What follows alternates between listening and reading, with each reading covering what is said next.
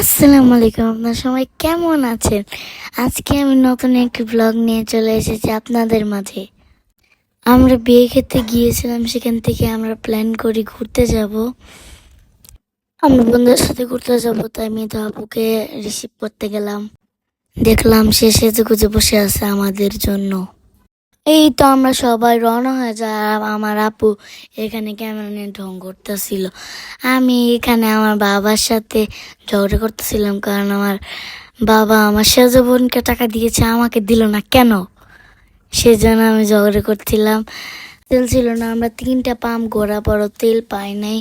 তার জন্য আমরা এখন আরেকটা আমাদের 4th নাম্বার পাম্পে যাচ্ছি।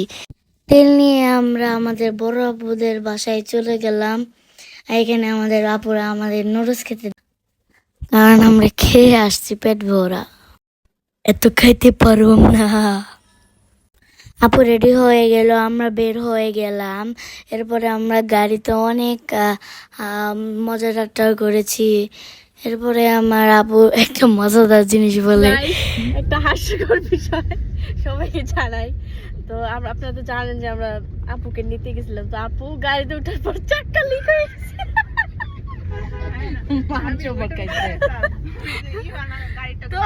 আপুর মাংস মানটা খেয়ে দিলাম, সরি আপু।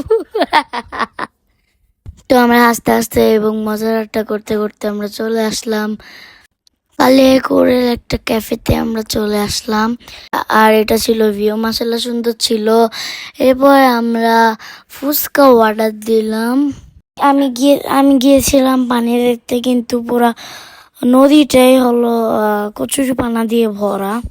আপনারা ভাবতে পারেন আমরা দগরতলিতে কেন গেলাম না, কারণ ওখানে অনেক মানুষের ভিড়, তার মধ্যে আবার পানির অনেক রিস্ক, এর জন্য আমরা ডগরতলিতে যাইনি। তো আমরা খাবার অর্ডার দিয়ে বসেছিলাম, আমার ফুচকা অর্ডার দিয়েছিলাম। আমার বোন অনেক অসুস্থ হয়ে গেছিল। আমাদের সাইজটা দেখেন, সে ডায়েটে আছে, তাই কিছু খাবে না। আমরা এখানে এসেছি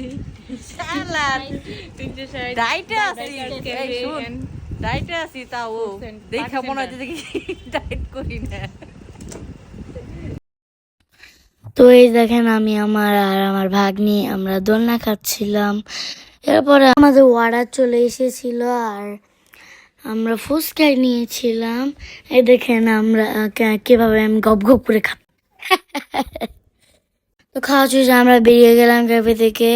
এরপরে আমরা বেরিয়ে মাঠা খেয়েছিলাম, স্পেশাল মাঠা। অবশ্য অতটাও মজা ছিল না, মোটামুটি। তো আমরা আরেক জায়গায় যাবো, গেস করেন আমরা কোথায় যাব? দেখা হবে নেক্সট ব্লগে। আল্লাহ হাফেজ, সবাই লাইক করবেন, সাবস্ক্রাইব করবেন।